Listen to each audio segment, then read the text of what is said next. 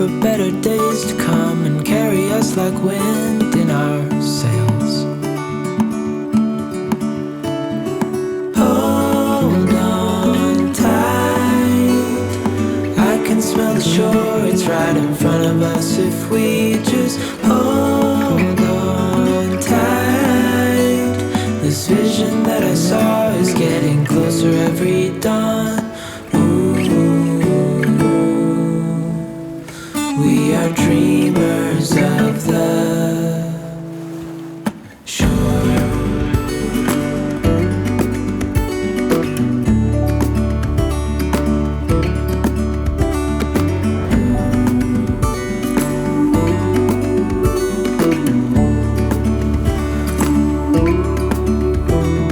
7 years now on this boat, and we all know where we belong. Just wait.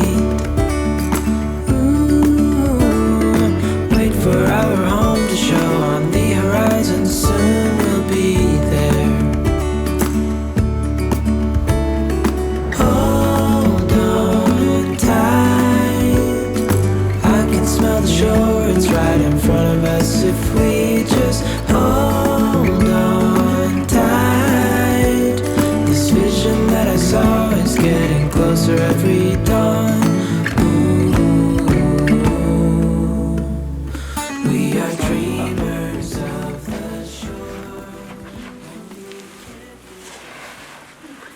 Hi everybody, welcome to Fraochknits podcast, episode 26. My name is Anya and I'm coming to you from the west of Ireland, and I'm coming to you from a very dark 21st of December, midwinter, solstice, and I'm here with my beautiful cat Goddo, who just went out of frame I think, and I have Reuben with me as well. He's here doing some drawing, and we're both huddled up around our beautiful new stove which we got installed this year. So welcome to this warm and cozy space, a little bit different to the way I normally podcast, but I just decided to do something different this time, and I really wanted to show you how cozy it is in here with our new stove. Just thank you so much to all of the viewers on the last video, the comments, the likes.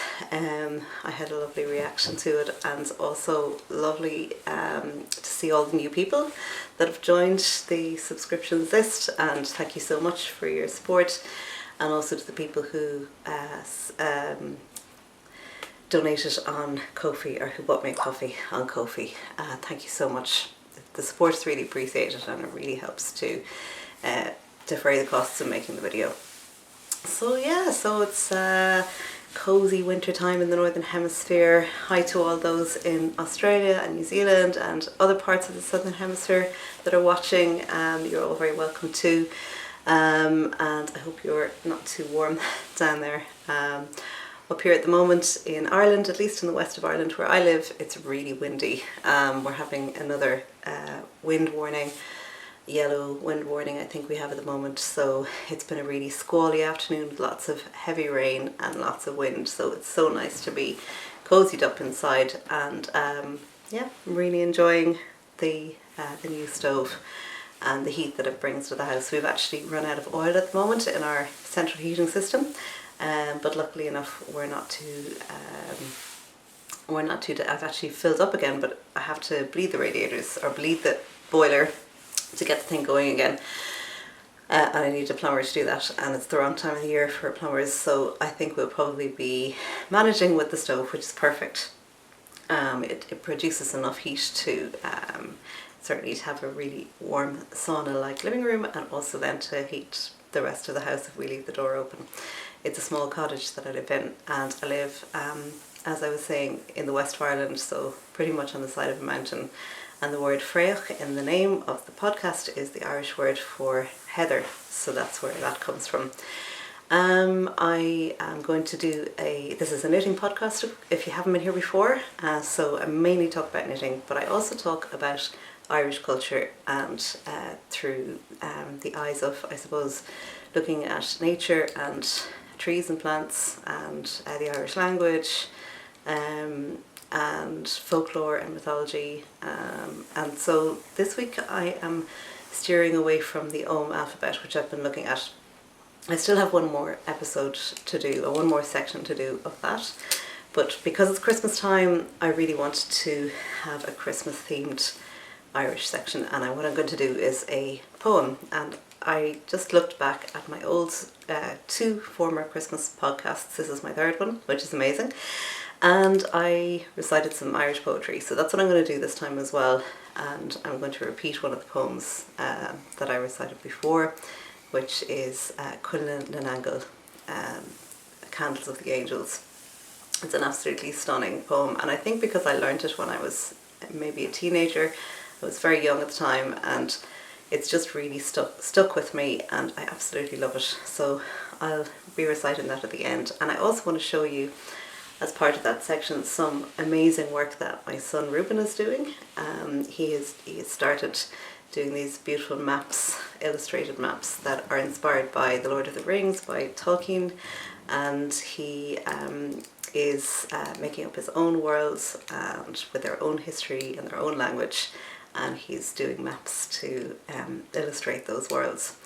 And he's working away on one at the moment, making some for Christmas presents for his cousins, and I love them, and I just wanted to show them to you. I also want to show you a little bit of footage that I made yesterday when I was baking for Reuben's birthday. He turned 14 yesterday on the 20th of December. He's a Solstice baby. He was a Solstice baby. He's now a Solstice teenager. Anyhow, so we did we had a small party, and then we had some adults in the evening from mulled wine and some lovely Christmassy food. So yeah, I'm going to show you some of that footage. I've never actually done footage before of me baking or cooking, and I don't often do a lot of baking, but anyhow, I did get stuck into it yesterday and the day before with my new oven. So we've had a few new things in the house this year: a new roof, a new oven, and a new stove. And those 3 things have brought a huge amount of comfort and joy to my life, which I'm so grateful for, that I've been able to finally do those things in this very old cottage, which I moved into 4 years ago.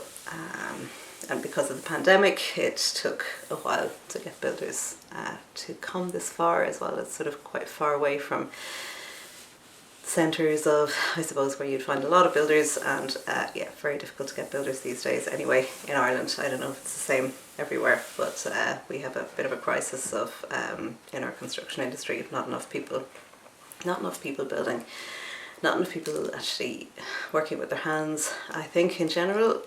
Anyhow, that's another story. But yeah, so that's why it's lovely this hobby is so good, to feel like it's more than a hobby in a way, because I feel like I'm now producing my own wardrobe. And I started some sewing this year as well. Wearing my studio tunic today, and by Sew Liberated, which is the only piece I've sewed so far. But my plans for 2025 are to make myself do a little bit more, carve out some more time for sewing. Anyway, so you're all very welcome here. I hope you're all doing really well, and it's going to be a reasonably short trot through my finished objects and my works in progress and my acquisitions. This time round I don't have a huge amount. I feel like I've been doing a good bit of knitting, but I suppose a lot of what I've been doing is quite slow, and yeah, so I will show you what I have finished. And the first thing of those is one of the Musselburgh hats that I'm going to show you my 2 Musselburgh hats actually, one work in progress and one finished object. This is the one that I was working on the last time. It is it's a fingering weight Musselburgh, and the Musselburgh hat, if you don't know it, is this double tube. So you just you start off at a pinhole cast on, and you increase, and then you knit in the round all the way up to the far end, where you do the same decreases as the increases, and you bind off. And it's really, really simple design. This one was knit for Reuben in the colours that he chose, this sort of orangey red poppy from Pearl Soho. Linen Quill, it's called, is the yarn, and very well known yarn. And this blue or navy blue denim colour is Kremka Soul Wool Lazy Linen, and it is they both have linen. I think the Kremka Soul Wool has 10% linen and 90% wool.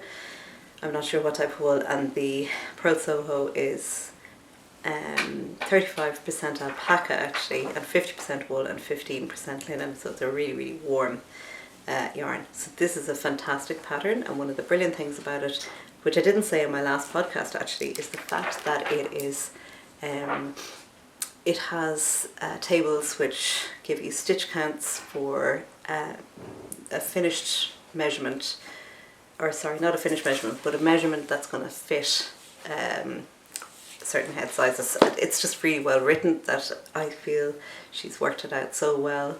Isolde Teague, by the way, is the name of the designer, and she's worked it out so well that the hat actually fits really, really well. There's a lot of negative ease on it, but enough still, it's relaxed enough to fit comfortably without being too tight.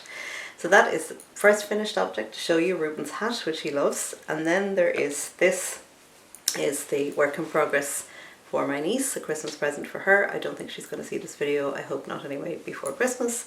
And it is the two yarns here are also fingering weight, and by the way, I'm using a 3mm needle, but you can use whatever needle size and whatever yarn size you want within reason, because it is it's an any gauge pattern. So you work out your stitch counts according to the gauge that you're getting, and then you choose the size. So they're the tables in the pattern that are really sort of very clever, and it's why the pattern is worth buying actually, because I mean really it's a very simple concept, and but actually the working out of the sizes is what makes it really, you know, worth actually supporting the designer. It's an amazing design just by buying the pattern. So the two colours here are, this one is Life in the Long Grass, and it's called River Rock.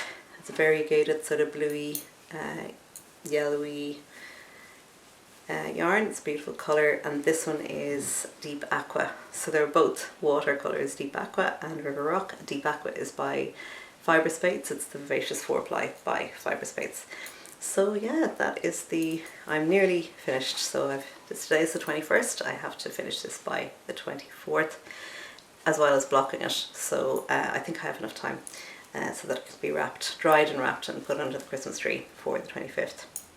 The 25th is when we celebrate Christmas in Ireland, and yes, so that's really exciting. Looking forward to that. Going to spend time with my sister and her children, and my dad will be there as well, and my dad will be turning 90 in 2025, in March 25, and so yeah, it's so lovely to have him with us and lovely to celebrate with him, and he loves Christmas dinner, which is good.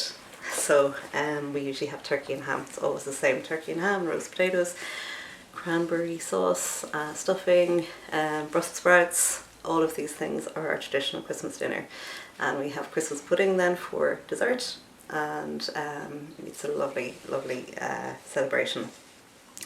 So the other finished object that I wanted to show you are these amazing socks, which are by, oh, I forgot to look up her name again. It is Casey. I know Casey is her first name. She's from Hank's Yarn Parlour in Belfast, an amazing yarn shop in Belfast, which I've just discovered, and which you have to look up if you're living anywhere in Ireland. Particularly, she stocks a great range of beautiful yarns.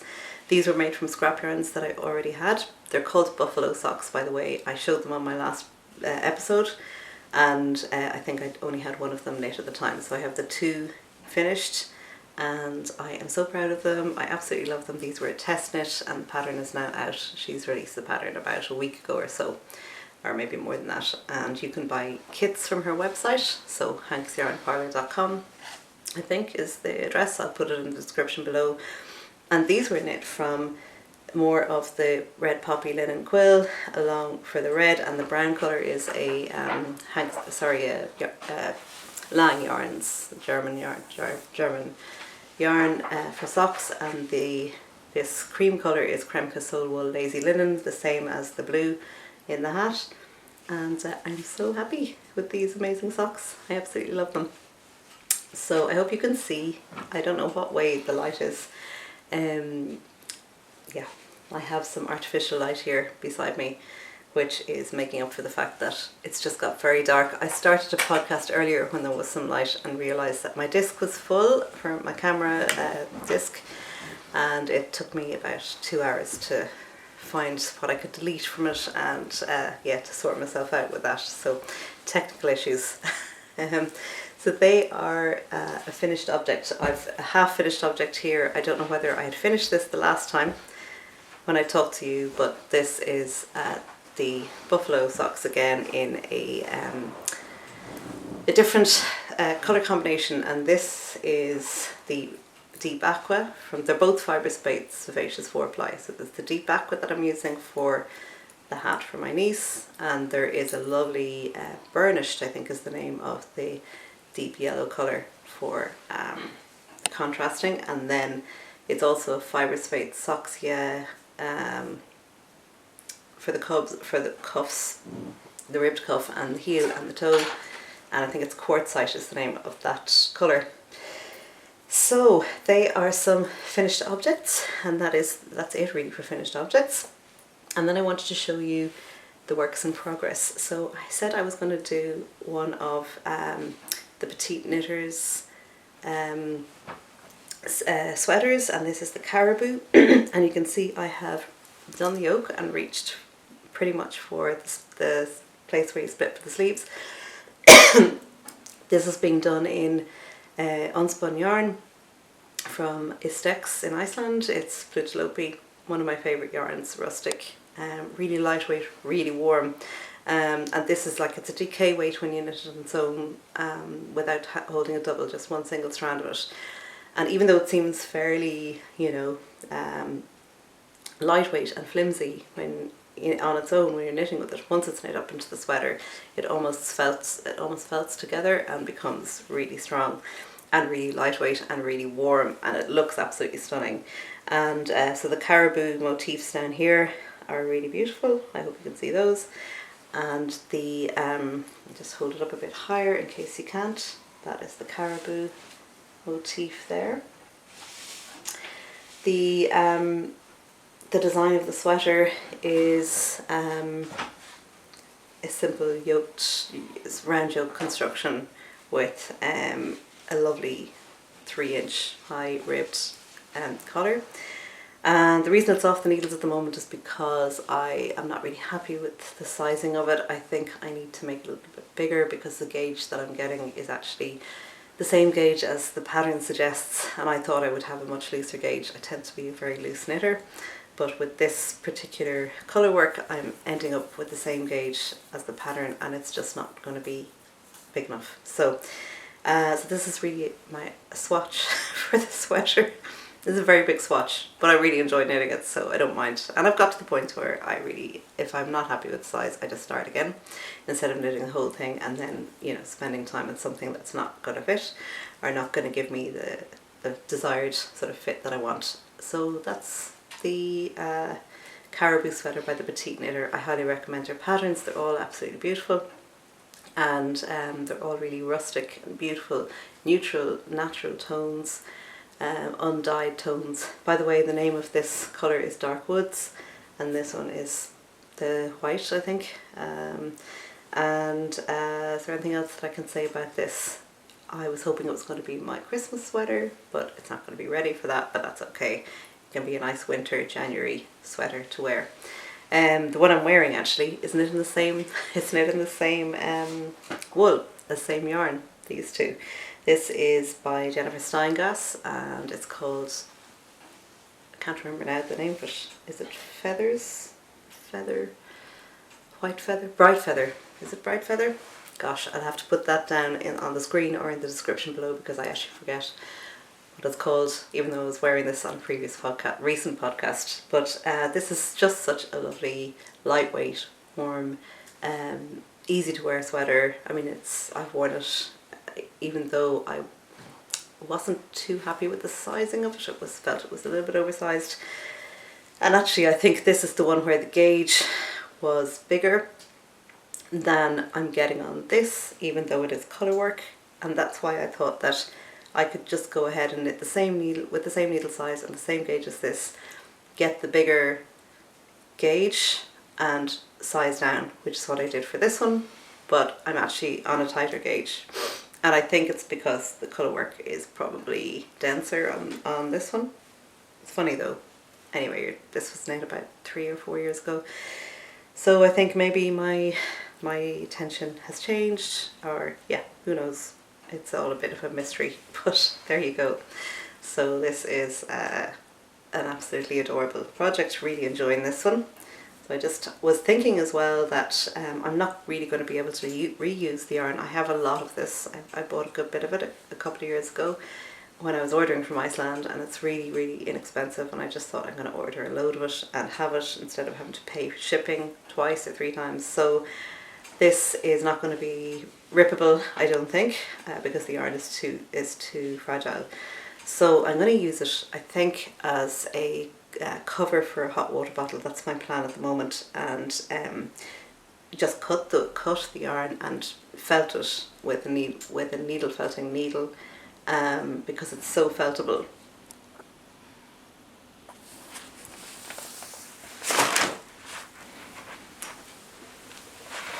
Hi again, everybody.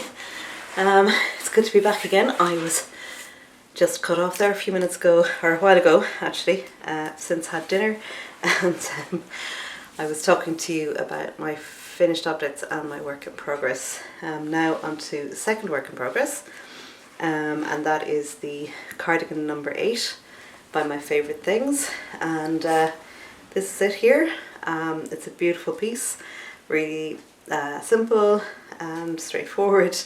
There were a couple of new techniques with this that I hadn't done before, and one of those was a double knit button band. So that's my double knit button band there, with 4 buttonholes running up the front, and the buttonhole spacing was really tricky to get right, but I had to rip back a few times, but I think I've got it where they're evenly spaced. And the top button is starting at the V. It's a V-necked cardigan. Really beautiful design. I love all My Favourite Things designs. It's drop shoulder. It's got this beautiful detail at the back of the shoulder, and it is knit in Syria Tugford 3-ply Faroe Islands woolly wool, and it's held double with silk mohair. So it gives a sort of a bulky weight, and the gauge is 15 stitches to 4 inches. And this is yarn that I started knitting with, so I've sort of come full circle for 2024. I started knitting with this yarn in January the 1st of this year.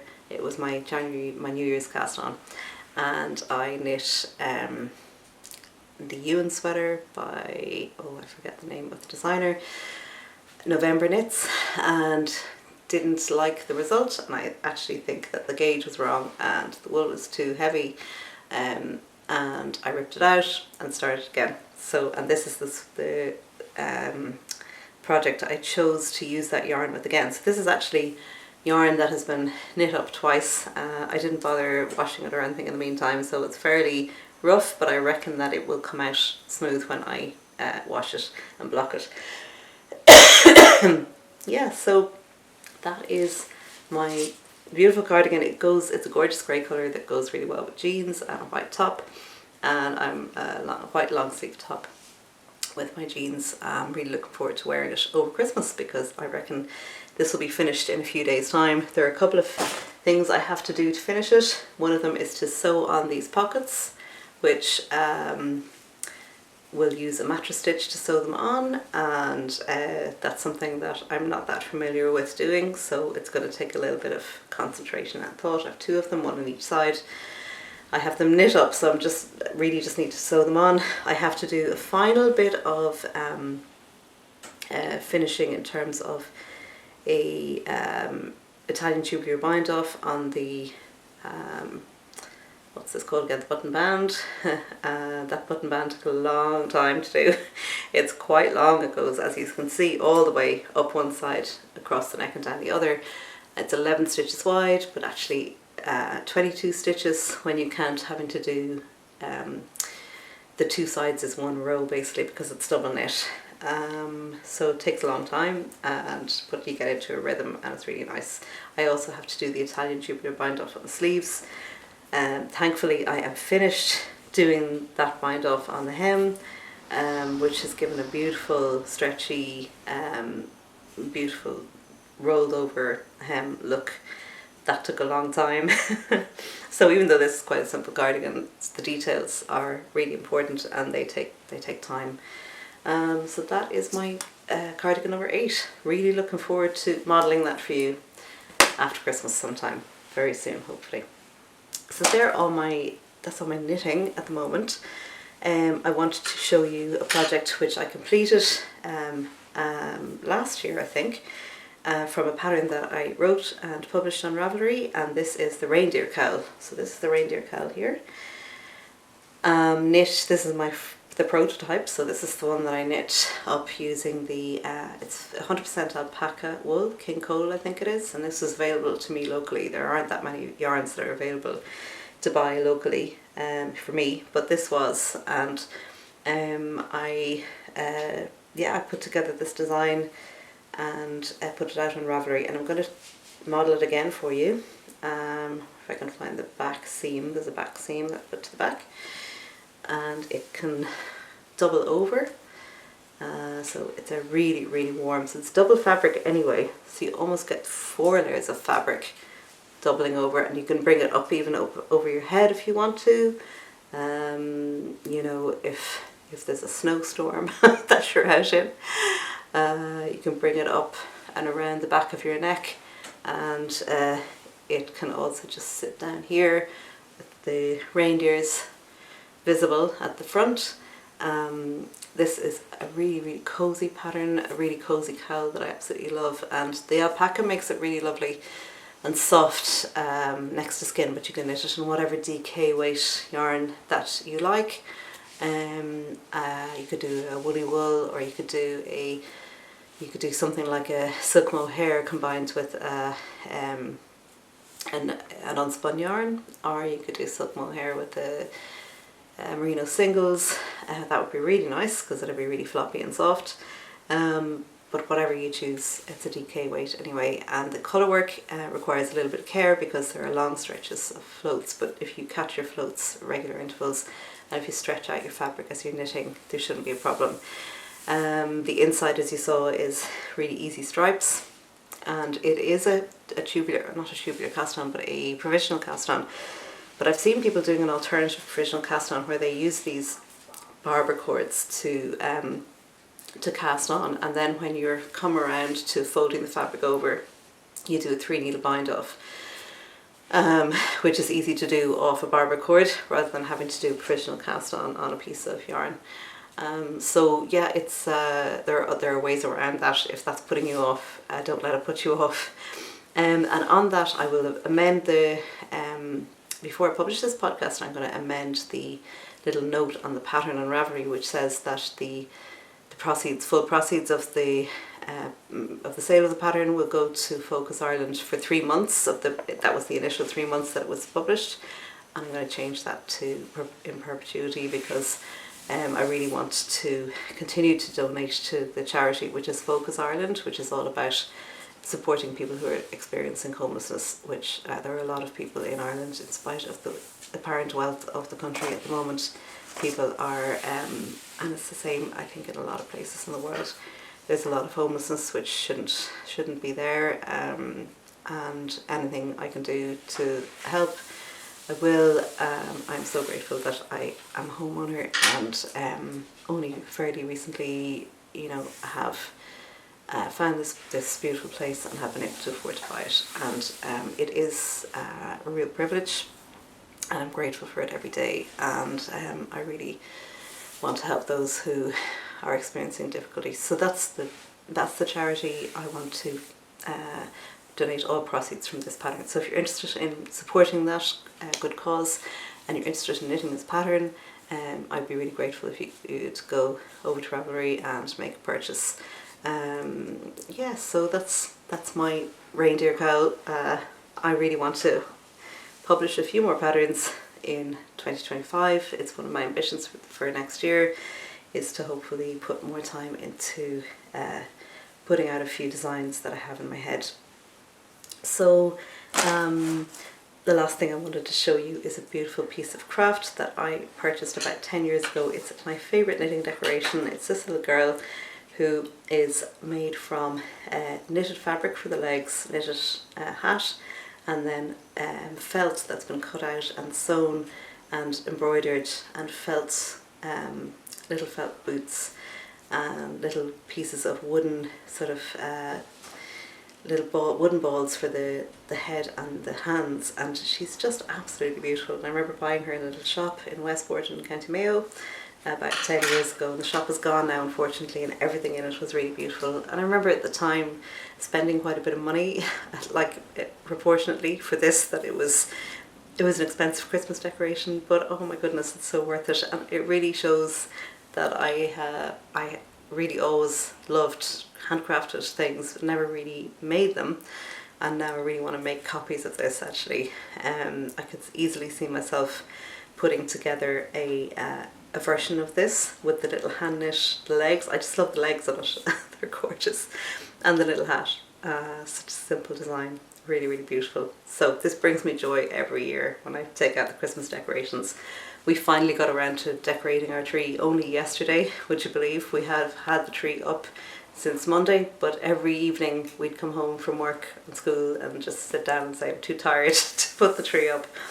So we were really pushed into it yesterday morning to have it ready for Reuben's birthday party. Yeah, so we did that, and it's a joy to have it, and it's actually lovely to have have the tree up close to Christmas so that you don't get tired looking at it. I'm always a bit wary of putting it up too soon in case the magic wears off. So it's certainly magical here this evening, and we're delighting in looking at the Christmas decorations that have brought us joy for so many years. Okay, so I'm going to talk to you about the Irish cultural section in a second now. Some books that have been bringing me inspiration, my son's map making, and a little poem in Irish. And if you'd like to stick around to hear those bits, you're very welcome to it. If not, have a great Christmas, and I'll see you next year. And thanks for viewing this far into the podcast. So I'll be talking to you now in a minute about those other things.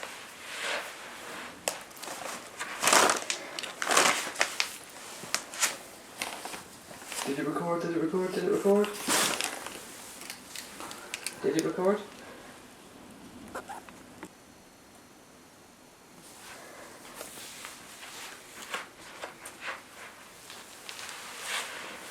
Hello again everyone. I am coming back to you after talking to you about my knitting, my works in progress and finished objects, and my knitting pattern, the Reindeer Cowl. And I forgot to talk to you about acquisitions, so I'm going to talk to you about acquisitions now.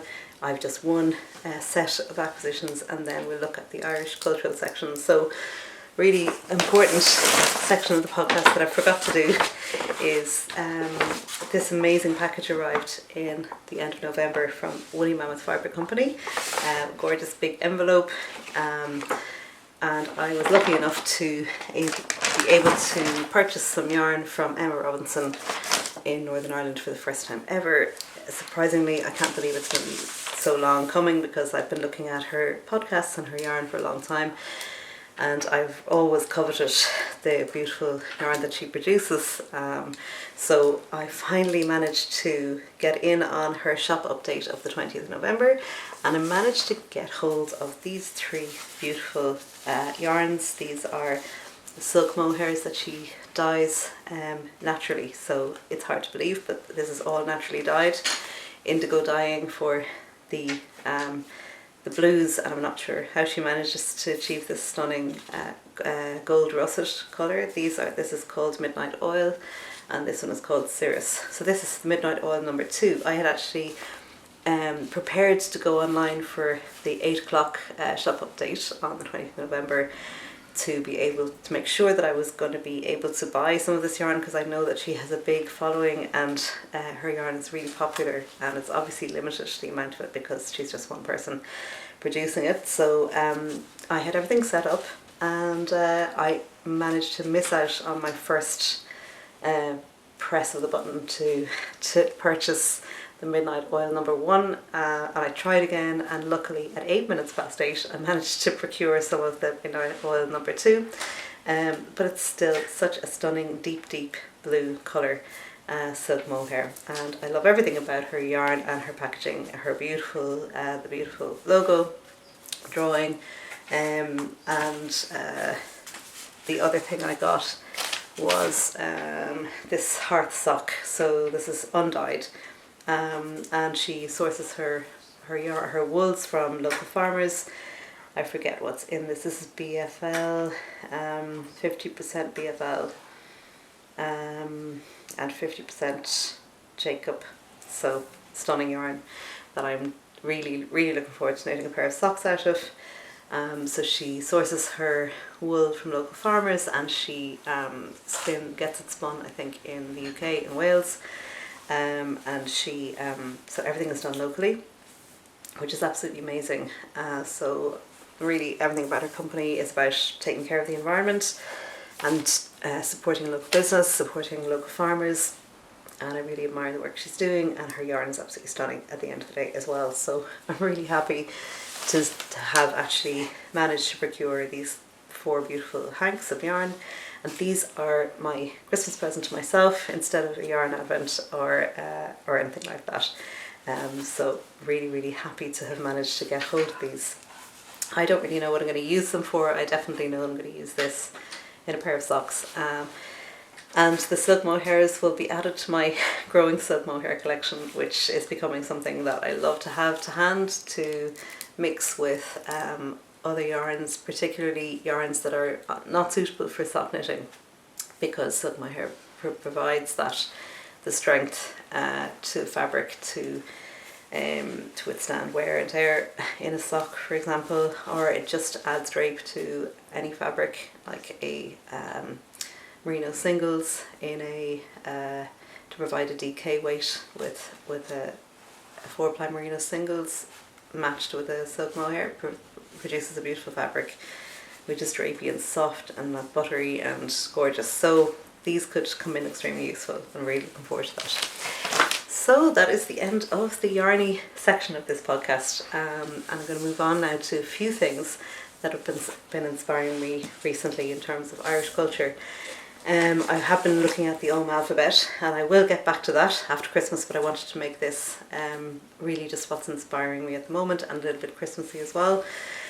So I recently have come across, or at least I have been reminded that I have in my possession in my library books by the author Tim Robinson. Now I googled his name and up came an American comedian also called Tim Robinson, but it's not him. So this is an English author, a man from Yorkshire, who with his wife Mairead Robinson set up a publishing company in the west of Ireland in the 1980s. They moved to the Aran Islands in the 1970s, and then they spent about 20 years there in the biggest island of the Aran Islands, in Ishmore, and he mapped. He is actually a visual. He died in 2020, so at the age of 85. But he was a visual artist first and foremost, also a mathematician. He studied maths at Cambridge, and he became a cartographer, making maps of the Aran Islands. Somebody one day asked him would he make a map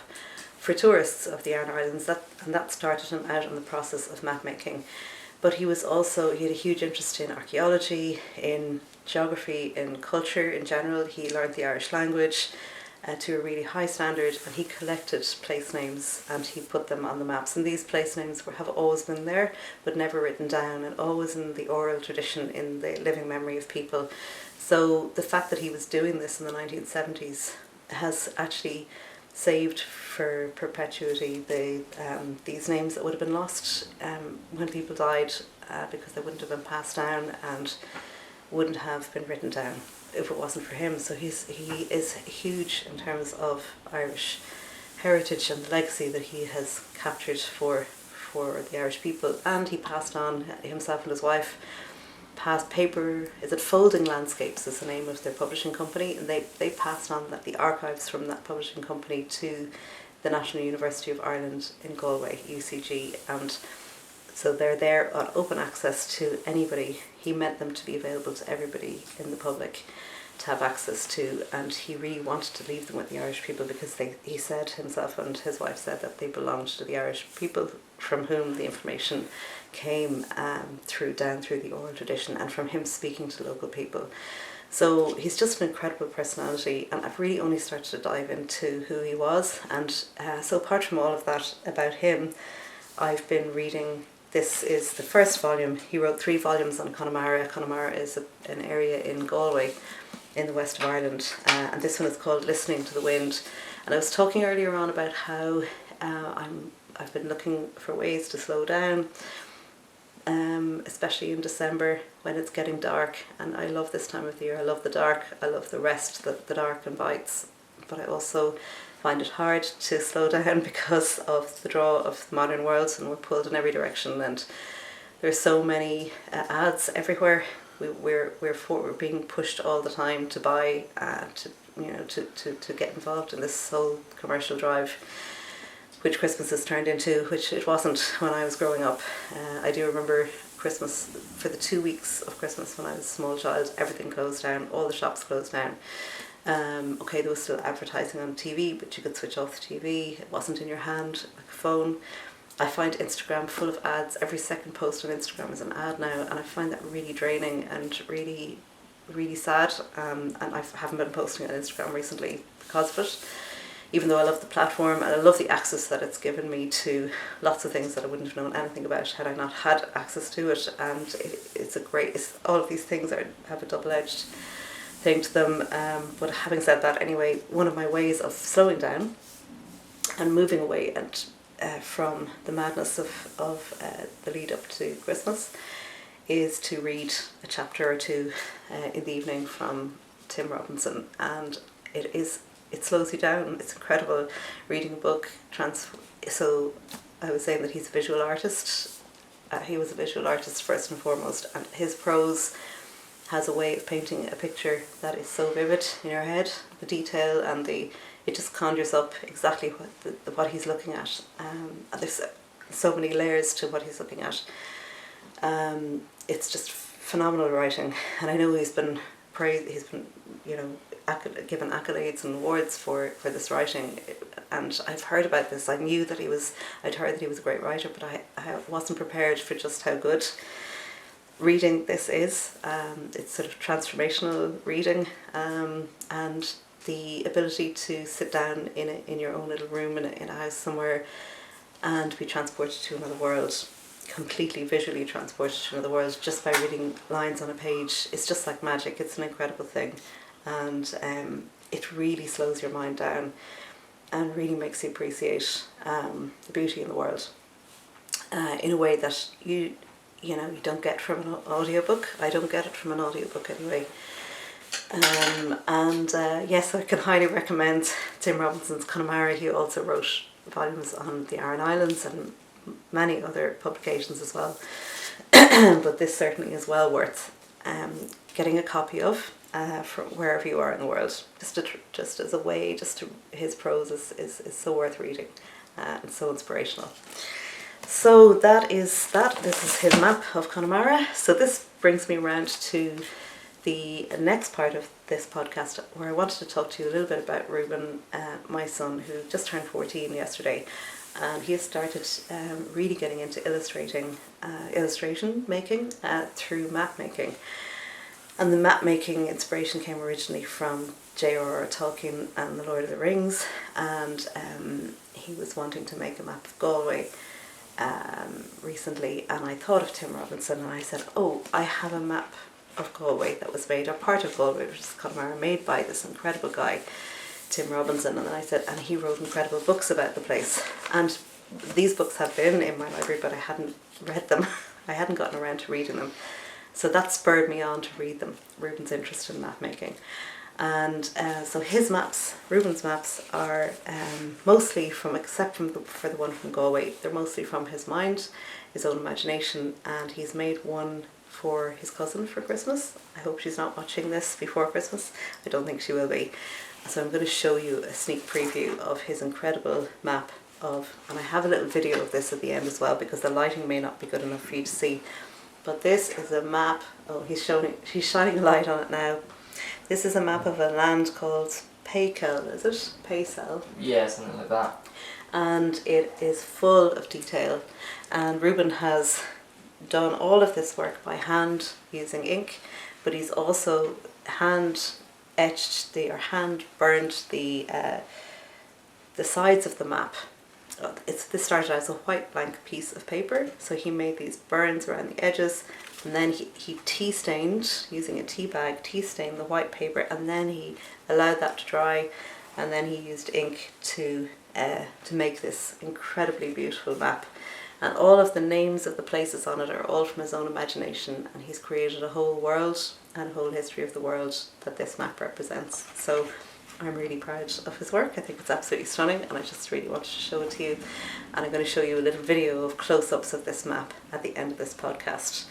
So it was so lovely to have Reuben remind me of Tim Robinson and his works, and so lovely to see Reuben's attention to detail in producing this J.R. Tolkien inspired map of a world that he has conjured up from his imagination. So there we are. That is something that has been inspiring me recently. And finally, the last thing I wanted to finish with, because it's Christmas time in a few days' time, and this is the Irish cultural section of the podcast, I wanted to read a poem in Irish. And it's one that I read 2 years ago, and I absolutely love it, and I want to read it again. And it really, for me, brings to mind the peace and quiet and the simplicity of Christmas. And it is about candles lighting in windows and welcoming the Christ child into the house at a time of the year when it's quiet and dark, and the sky is speckled with the bright lights of the stars, which she, the author is Maura Wakanti, which she equates to the candles of the angels. So what I'll do is I'll read it once through in Irish, and then I'll read the translation in English, so you get a sense of the meaning of it. And I might get a chance as well to put up subtitles in English as I'm reading. The poem Quinlan and Angle by Maura Wakanti. Maura Wakanti was born in 1922 and died in 2021, so died very recently. I was born at the founding of the Irish state in 1922, and was a writer of modernist Irish poetry in the Curcha Gwibna dialect of Munster Irish. So along with Sean O'Riordan and Martin O'Diron, she was one of a sort of a triumvirate of poets who revolutionised Irish poetry in the 1940s and 50s, Irish language poetry that is. And I absolutely love this poem, which I would have learned at school, and it is the imagery in it is all about the dark night of Christmas, with the skies lit up by the stars, which she uses the metaphor of candles of the angels, and all sorts of beautiful imagery about the cold of the teeth of ice and the cold from the hill, and the fact that there's the warmth in the house of the simple people who put candles in their windows to welcome in the Son of God, which is an Irish tradition at Christmas. To put candles, are certainly now no longer candles but electric lights to prevent fires, but candles in the windows to welcome in the weary traveller, and to welcome in to Mary and the Christ child. And the poem's all about that, and all about the simplicity of people who had very little, and that even though people may have had a lot in some houses, where there were merchants of silk and merchants of wool. In the last verse she talks about these merchants having plenty of food and drink on the table and all sorts of festivities going on. So even that wealth didn't stand against the wealth of the simple and people with very little welcoming in the Christ child and welcoming in Mary. That even the humblest of houses were open to the wealth of the Christmas spirit. So I'll read it to you first in Irish, and then I will do a translation in English, but I've given you a picture of what the poem was about there, just a little synopsis. Quinlan an Angle by Maura Wakati. The Quinlan an Angle tá spéir mai bracha, tá fiacal an chacha sa gui ungnach. Adig an tinne is take on na lappa, líhig mac day in san tisha nacht. Fágig an duras laha in a quinne, an vaid an hoki is an a hocht. Joni ski an bóhar a ligand a wira, líhig mac day in san tisha nacht. Bhí sail a lasa I dí sin na hiachta, córa gan chéile, bia agus joch, do ceanathe ola, do ceanathe siada, ach líhig mac day in san tisha a nacht. And the English version of it is, with the candles of the angels the night sky is speckled. The teeth of the frost are in the wind off the hill. Light up the fire and go to bed. The Son of God sleeps in this house tonight. Leave the door wide open for her, the Virgin who comes with the babe at her breast. Deign to rest here from the road, Mary. Let the Son of God sleep in this house tonight. The lights were all lit in that guest house long ago. There was a generous spread of food and drink for merchants of wool and for merchants of silk. But the Son of God sleeps in this house tonight. And with that, I will wish you a very happy Christmas and peace and festivities of the season be with you all. And I hope to see you bright and bushy tails of the new year, after the lovely winter rest that we've all had, and we can dive deep into the darkness and rest for a while from the world, and wake up full of energy in the springtime. Yes, so have a lovely Christmas and see you in the new year. Thank you all so much for watching. See you soon. Bye for now.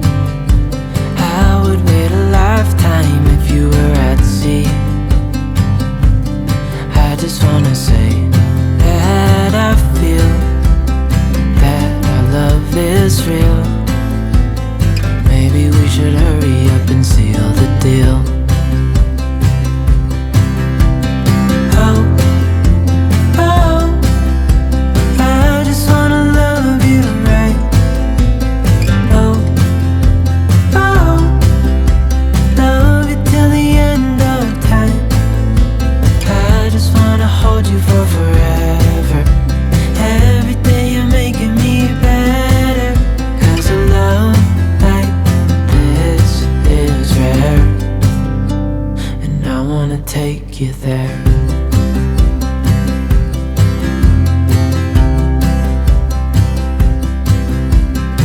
I would give it all away to do it all again. Make our love a story that would never end. Never thought I'd feel so alive, looking in your eyes. I just wanna love you till the day I die. Oh, oh, I just wanna love you right. Oh, oh, love you till the end of time. I just wanna hold you for forever. Every day you're making me better, 'cause a love like this is rare. And I wanna take you there. If I'm gonna love somebody, I just wanna love you. If I'm gonna love somebody, I just wanna love you. If I'm gonna love somebody, I just wanna love you. If I'm gonna love somebody, I just wanna love you. Oh, oh, I just wanna love you right. Oh, oh, love you till the end of time.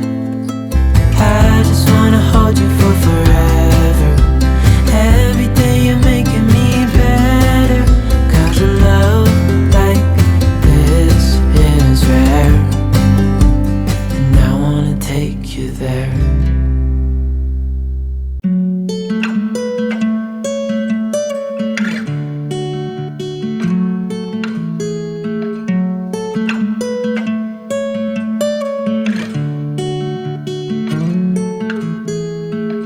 Don't be a stranger in the night. Take a chance for some romance. Don't cover your eyes. Willow trees know you better than anyone else. It's time you let your guard down for someone like me.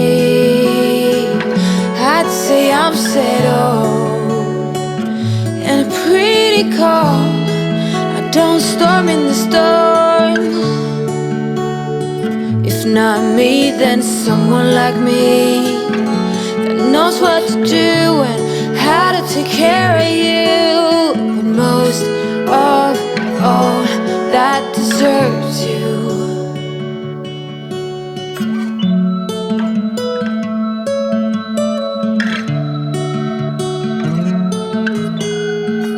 The sweetest red cheese I'd ever seen. You stand beside me in every dream. Angel goddess, you cover them all. Say, what can I do to get you to fall for someone like me? I'd say I'm settled and I'm pretty cold. Don't storm in the storm. If not me, then someone like me that knows what to do and how to take care of you. But most of all, that deserves you. It's most of all that deserves you. It's crucial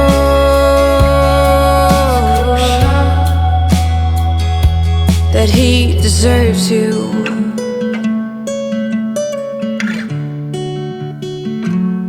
That he deserves you.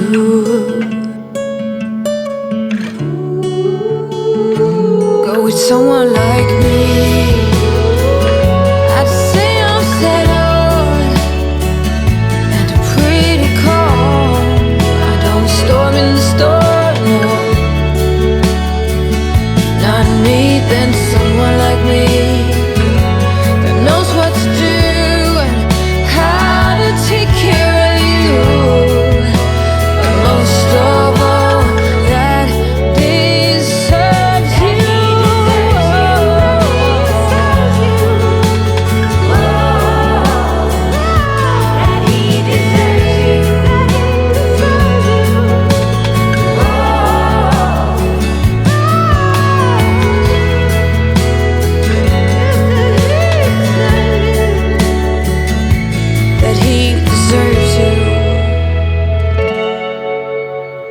Bye.